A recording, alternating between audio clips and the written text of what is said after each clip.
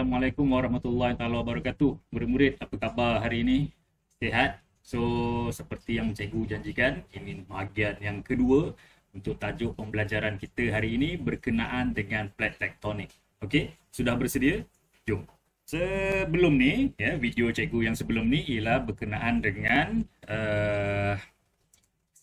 struktur bumi. Okey, struktur bumi. So, ini ialah sambungannya, kesinambungan daripada tajuk pergerakan plate tektonik. Yang kedua iaitu sempadan plate tektonik. Okey, jadi apa yang kita akan belajar dalam topik ini ialah kita akan lihat di sini. Okey.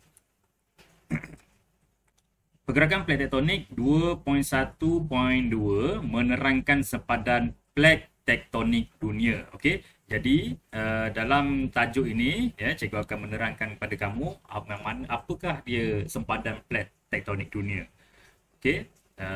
Kemudian kita akan lihat dia punya standard prestasi, memberi contoh sempadan plate tektonik dan juga menjelaskan dengan contoh bentuk muka bumi dan lokasi hasil pergerakan plate tektonik. Okey, jadi di sini cikgu akan menerangkan kepada kamu dan cikgu dah sediakan bahan-bahan untuk membantu kamu untuk memahami konsep pergerakan plate tektonik. Okey, so kita pergi kepada sempadan plate tektonik dunia. Okey, so kita boleh lihat di sini pada buku teks muka surat 64. Okey. Plate tektonik ialah kepingan-kepingan kerak bumi yang bergerak antara satu sama lain yang membentuk sempadan. Pergerakan plate berlaku akibat arus perolakan magma di dalam lapisan mantle yang menghasilkan proses pertembungan dan pencapahan plate. Sempadan plate tektonik boleh dikesan di kawasan yang mengalami gempa bumi dan aktiviti gunung berapi. Okey, jadi apa yang diceritakan di sini ialah bagaimana proses pergerakan plate tektonik ini boleh berlaku akibat adanya arus perolakan pada lapisan magma pada lapisan mantle. Ada lapisan mantle. Pergerakan magma pada lapisan mantle bumi. Okey, sempadan plate tektonik boleh dikesan di kawasan mengalami gempa bumi dan aktiviti gunung berapi. Okey, so dekat bawah ni ada dia punya peta, peta yang memaparkan kawasan plate-plate bumi yang utama, yang mana kamu boleh lihat di sini kita ada plate daratan dan juga plate lautan. Okey, plate lautan kita ada dua, iaitu plate Pasifik dan juga plate Antartik. Okey, kalau kita perhatikan plate Pasifik ni sebenarnya dia bersambung dengan sini bumi kita kan berbentuk sfera, jadi dia daripada ni merangkumi sampai ke sinilah, dan ini ialah plate Antartika.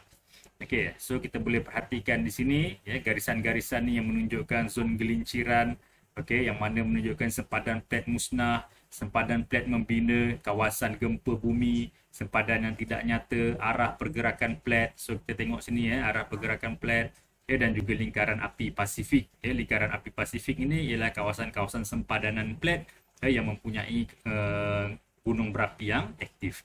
Okey, so kita tengok kalau plate benua pula kita ada plate Amerika Selatan, plate Amerika Utara, plate Eurasia yang merangkumi benua Asia. Kemudian kita ada plate Indo-Australia dan kita ada plate Afrika. Jadi pentingnya kepada kamu untuk ingat setiap plate-plate inilah.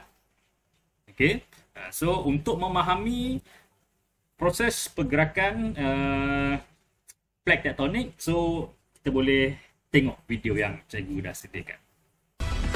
Just 40 years ago, a revolutionary concept, plate tectonics, changed the way we think about Earth. It helped explain Earth's most violent shudders, explosive forces, and even what gave rise to her tallest mountains. By understanding how and why the ground constantly shifts under our feet, geoscientists can show us what lies ahead. The stresses build up, and then bang, we have an episode. Look up. Look around. Look deep below. On this episode, we explore the shifting layers beneath our feet and how they alter the faces of Earth.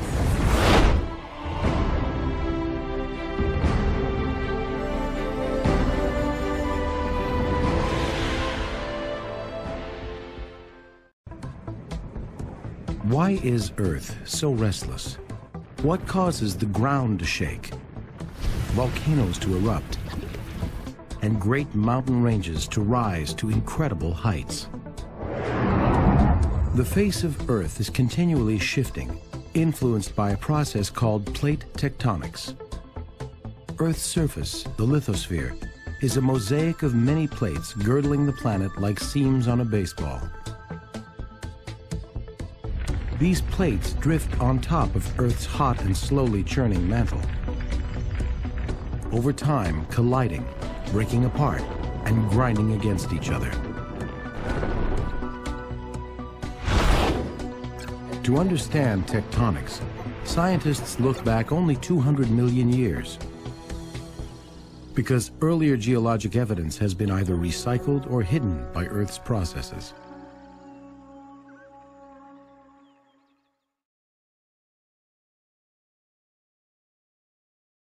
To appreciate the idea of continents moving, you have to step outside human timescales and think in terms of a completely different time frame.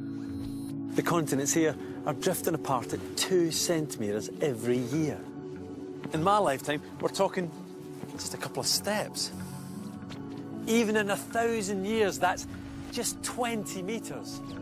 It's only when you start to think in terms of millions of years that you realise just what can happen.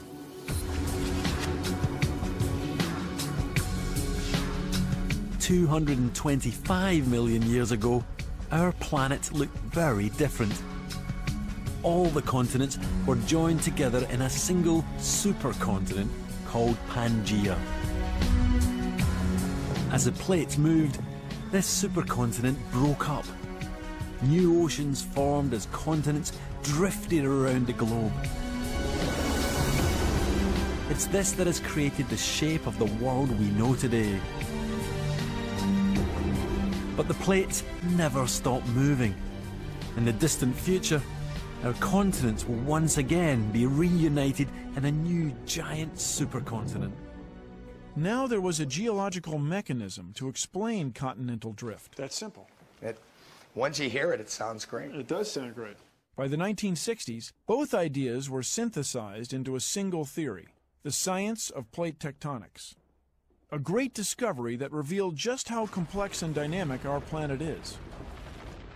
Several groups of scientists had concluded that not only is the Earth's crust moving, but the surface of the planet is broken into large, interconnected plates. These plates are constantly in motion, floating on a layer of molten rock in the Earth's mantle. It happens because hot rock rises, heated by the Earth's core. Near the surface, the rock spreads in 2 directions and goes sideways. It begins to lose heat. Eventually, the much cooler rock sinks back down. Through this spreading process, the Earth's crust is very slowly dragged apart. And it's this that ultimately causes the continents to move. Among the most dramatic and visible creations of tectonic forces are the lofty Himalayas, which stretch 1,800 miles along the border between India and Tibet. About 50 million years ago, India separated from Madagascar and began a record-breaking race to the north. Normal movement for a plate would be about 1 foot every decade. But the Indian plate was on a fast track, moving more than 29 feet in a century.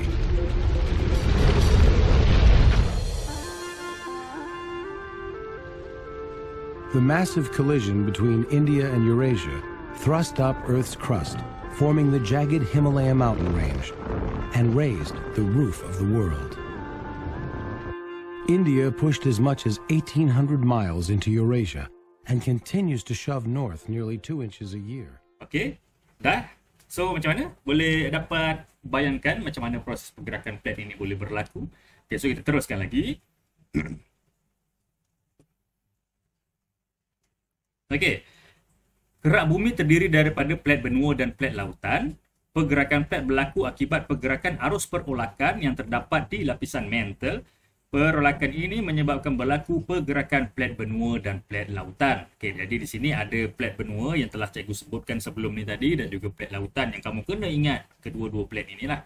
Ya, plate benua merupakan plate yang membentuk benua, plate lautan ialah plate yang membentuk lautan. pergerakan plate adalah sekitar 10 hingga 40 mm setahun. Ya, jadi pergerakannya sangat kecil ya dalam setahun ya, pergerakan sangat kecil, 10 hingga 40 mm sahaja. Okey. Apa yang dimaksudkan dengan sempadan plate? Lokasi dua plate tektonik bertemu ya. Jadi kalau kita tengok kat sini, ni plate benua, ini plate lautan. So pertemuan antara plate benua dan juga dan plate lautan ini kita namakan sebagai sempadan plate lah. Ini sama ada plate darat atau plate laut dengan plate laut, plate darat dengan plate darat. Ya, itu kita namakan sebagai sempadanan plate. Okey, so kita tengok apakah kesan yang akan berlaku daripada pergerakan plate tektonik ini. Okay, proses pergerakan plate terbahagi kepada dua, iaitu pertembungan plate dan juga pencapahan plate. Ya, kita bayangkan plate ni dia berlaku pergerakan dengan dua cara, iaitu sama ada dia bertembung, ya, dia bertembung ataupun dia mencapah. Bertembung ataupun mencapah. Ya. So pergerakan dia ada dua keadaan. Ya. Pertembungan plate terjadi apabila dua plate bertembung antara satu sama lain disebabkan daya mampatan, manakala pencapahan plate berlaku apabila dua plate bergerak menjauhi antara satu sama lain disebabkan daya tegangan. Berikut adalah bentuk muka bumi yang terhasil. Okey, so kita boleh lihat ya pada buku teks ini yang mana pergerakan plate, kita fokus pada pertembungan dahulu. Okey, pertembungan. Jadi pertembungan dia boleh berlaku antara plate laut dan juga plate laut. Okey, laut dengan plate laut apabila berlaku pertembungan, ya, maka apa yang akan terbentuk? Maka akan berlakulah bentuk muka bumi jurang lautan dan juga arka pulau. Contohnya jurang lautan Peru di Chili, kepulauan Jepun dan juga kepulauan Hawaii. Okey, jadi itu ialah salah satu bentuk pertembungan plate antara plate lautan dan juga plate lautan. Okey, yang kedua, kita ada plate lautan dengan plate benua. Tadi plate laut dengan laut, sekarang plate laut dengan plate benua. Okey, jadi apakah bentuk muka bumi yang terhasil? Maka akan terbentuk jurang lautan dan juga banjaran gunung lipat. Okey, manakala yang ketiga, pertembungan antara plate benua dengan plate benua. Yang akan membentuk banjaran gunung lipat dan juga banjaran Himalaya. Okey, jadi untuk membantu kamu lebih faham lagi dengan konsep pertembungan plate ni, so cikgu ada kreditkan lah ya satu video. Cikgu dapat bahan video ni daripada seorang cikgu di YouTube ya, dan dia berdapat dia lukis elok dan dia terangkan dengan lebih jelas. So kita tengok sama-sama. Okey, jom, jangan skip. Assalamualaikum warahmatullahi taala wabarakatuh. So hari ini kita akan belajar pertembungan plate tektonik lautan dengan plate tektonik lautan. So bermaksud pertembungan antara dua plate lautan, dan kita nak melihat apakah kesannya dan bagaimana prosesnya berlaku. So pertembungan antara plate lautan dengan plate lautan yang lebih tumpat. So ini adalah plate lautan yang lebih tumpat, dan sini adalah plate lautan yang kurang tumpat. So akan menyebabkan plate lautan yang lebih tumpat akan terjunam ataupun dia akan bergerak ke bawah. Dia akan bergerak ke bawah.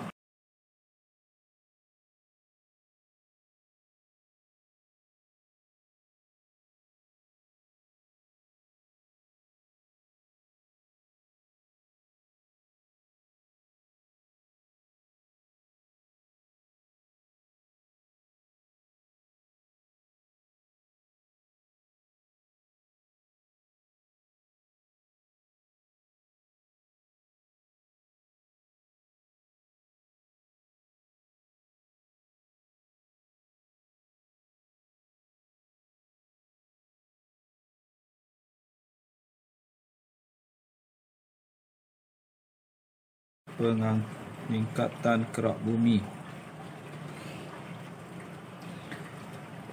Kenaikan kerak bumi dia akan menghasilkan arka pulau dan barisan gunung berapi.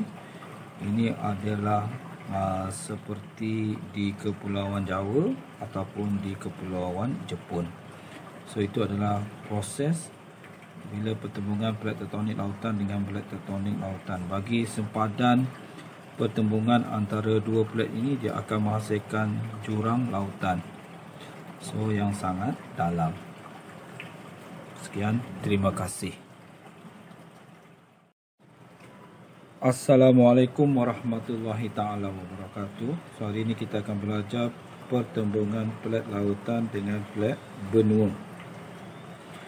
So, plat lautan yang lebih tumpat. So, plat lautan yang lebih tumpat akan terbenam ke bawah, dan plat benua yang kurang tumpat dia akan bergerak ke atas. So, dia akan ke bawah dan akan bergerak ke atas semasa pertembungan di antara plat lautan dengan plat benua.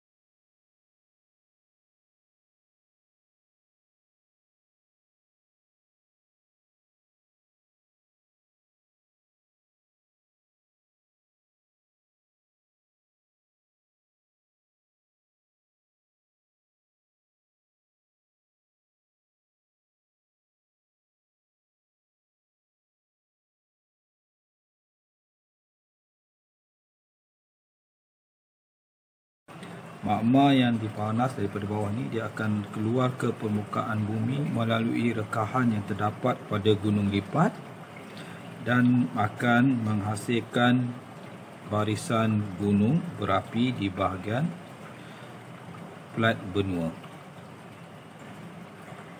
Okay, itu yang fenomena yang berlaku semasa pertembungan plat lautan dengan plat benua. Sekian, terima kasih. Assalamualaikum warahmatullahi taala wabarakatuh.